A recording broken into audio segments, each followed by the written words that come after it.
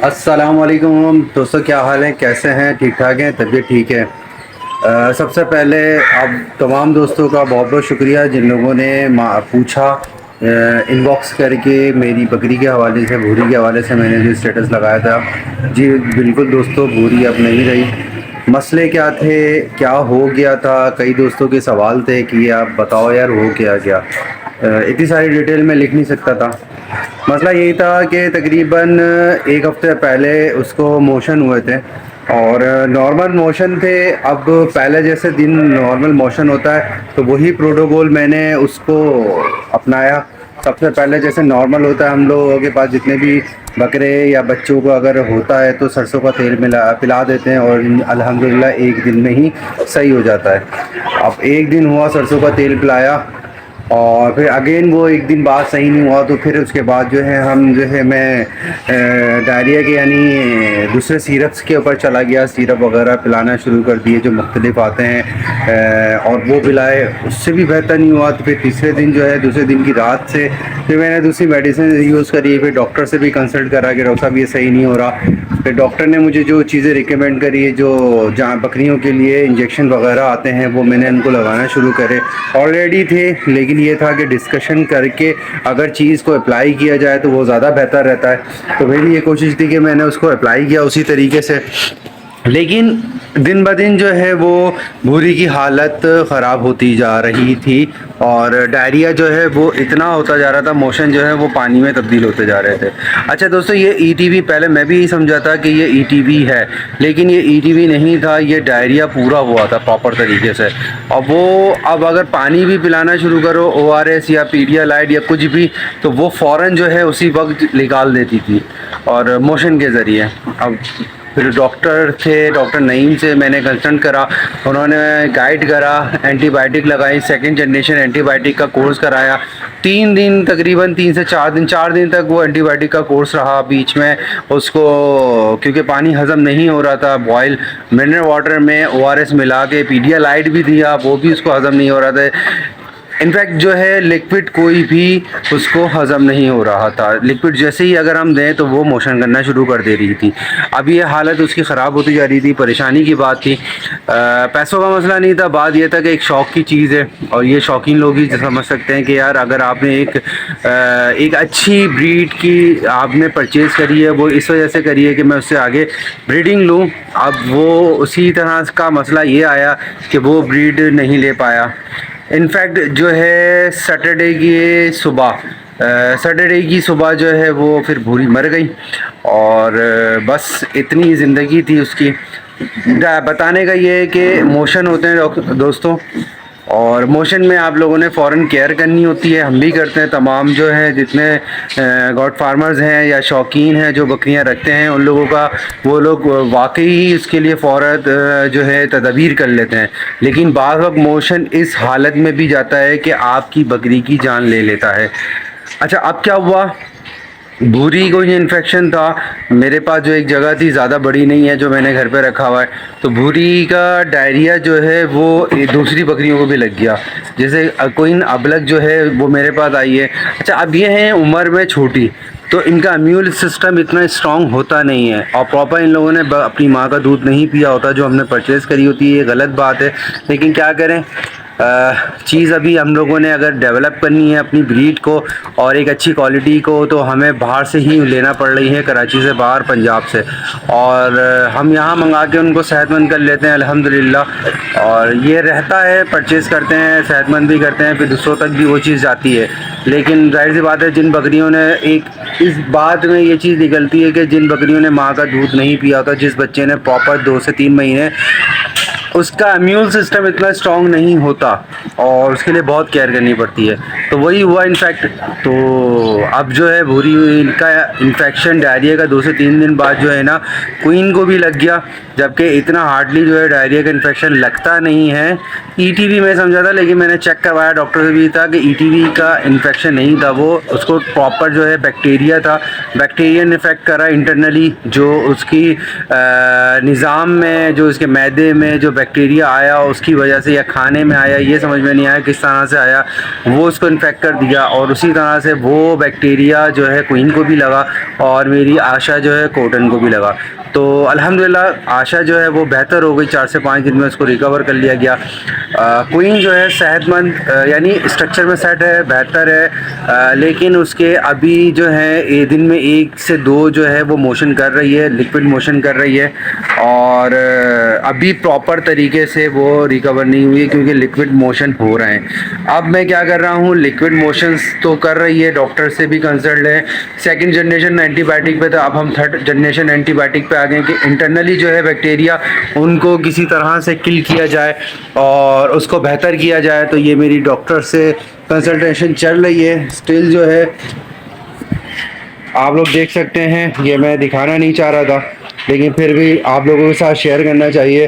Queen अबलग की माशाल्लाह से अभी खड़ी है, सेहत है, चल रही है, आवाज़ दे रही है, लेकिन जो है इसके मोशन जो हैं पानी वाले वो नहीं रुक रहे।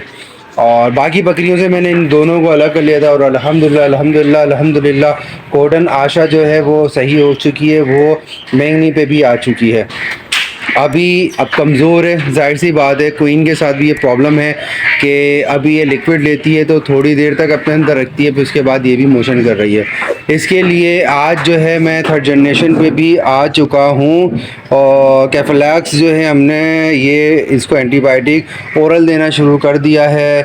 मुख्तलिफ़ साशे हैं जो है वो हमने इसको दिए थे बैक्टीरिया के, और क्यूप्लेक्स है एक सिरप ये आता है डायरिया के लिए, तो उसी के ऊपर लेके कोशिश कर रहे हैं कि हम करें, क्योंकि इंजेक्शन पहले मैंने एंटीबायोटिक में लगाया तो इसके साथ प्रॉब्लम रही और 4 दिन एंटीबायोटिक लग चुके हैं, तकरीबन 8 सुबह शाम। और अभी तक दोस्तों अभी तक कंडीशन जो है वो ये है कि बीमार है। और जो दोस्त उन लोगों के लिए देख लें कि अगर आप बकरियों का शौक़ करते हैं तो इसमें रिस्क भी है, एक इन्वॉल्वमेंट, एक अच्छी नस्ल की और एक बहुत अच्छे अमाउंट की बकरी मेरी चली गई है। ये तो नसीब की बात है, पैसों का मसला नहीं है, जिसमें मुझे बहुत अच्छे पैसे पहले भी मिल रहे थे अगर मैं सेल कर रहा था। अभी क्वीन भी माशाल्लाह बहुत अच्छे खासे पैसे भर के मैंने परचेज़ करी है, लेकिन इसमें रिस्क फैक्टर इन्वॉल्व है। अब आपको दोस्तों जो नए लोग आते हैं उनके लिए भी है कि आप लोगों को केयर बहुत करनी होती है। हम लोग कितनी केयर करते हैं, सफाई सुथराई। अब आप ये देख सकते हैं कि मैंने जो इनकी जगह है उसको पूरा चूने से भरा हुआ है। चूना दिन में 2 से 3 बार डलता है और बाकी जो है इनको खाने के लिए अभी मैं क्या दे रहा हूँ, अभी मैं दे रहा हूँ खाने के लिए कुछ पानी, क्योंकि लिक्विड दे नहीं सकते। अभी मैंने जो है इनको देना शुरू करा है दोस्तों, साबुदाना दे रहा था, पानी में बनाकर साबुदाने को जैसे देते हैं वैसे देता हूँ, पानी बहुत कम, बिल्कुल गाढ़ा जेली के टाइप, सिर्फ इनके ज़रिए साबुदाना है। आज जो है इतवार के दिन मैंने एक और नई उसमें एडिशन ये करी है कि इसबगोल की भूसी होती है, उसमें दही, इसबगोल की भूसी और दही मिलाकर वो मैं दे रहा हूँ अभी। अब मेरा जो एम है, देखें एंटीबायोटिक थर्ड जनरेशन पे मैं जा चुका हूँ। अब वो एंटीबायोटिक जो है इंटरनली इसके वायरस को किल करती रहेगी, लेकिन मुझे इसको एनर्जी प्रोवाइड करनी है कि ये उससे लड़े। तो उस एनर्जी के लिए जो है लिक्विड अभी ठहर नहीं रहा इसकी बॉडी में, तो मैं क्या कर रहा हूँ कि सॉलिड चीज़ों में जो सेहतमंद चीज़ों वो मैं इसको देने की कोशिश कर रहा हूँ। साबुदाना दे रहा हूँ, इसबगोल की भूसी में दही मिलाकर उसको लिक्विड बना के वो मैंने देना शुरू कर दिया कि बकरी के अंदर इतनी स्ट्रॉन्गनेस है कि वो अपने वायरस से लड़े। अब रही बात कि मैं अल्हम्दुलिल्लाह इतनी एफर्ट है कि मैं इसको ड्रिप लगा सकता हूँ, लेकिन इंडिविजुअल बंदे की बात, सिंगल बंदा नहीं लगा सकता, 1 से 2 बंदे या 1 बंदा चाहिए होता है जो इसको पकड़े, ड्रिप प्रॉपर तरीके से करे। वो भी मैं कोशिश कर रहा हूँ कि मैं इसको ड्रिप लगाऊं कि इंटरनली जो है लिक्विड जो इसका लॉस हो चुका है उस लिक्विड को जो है फिल करने के लिए, वाटर का लेवल बेहतर करने के लिए, डिहाइड्रेशन से बचाने के लिए मैं इसको ड्रिप पे भी लेके जाऊं कि मैं ड्रिप भी लगाऊं। कैनोला का भी एक जो है हमारे पास ऑप्शन है। अब डॉक्टर से कंसल्ट कर रहा हूं कि एक आध हेल्प के ज़रिए मैं इसको कैनोला पास कर दूं और दिन में सुबह शाम एक ड्रिप लगा दी जाए, तो जो है लिक्विड की जो डेफिशिएंसी आ रही है, डिहाइड्रेशन आ रही है, वो उसकी पूरी हो जाए। दोस्तों ख्याल रखना है अपने जानवरों का। इस वजह से मैं एक हफ़्ते से व्लॉग नहीं बना रहा था, थोड़ा परेशान था।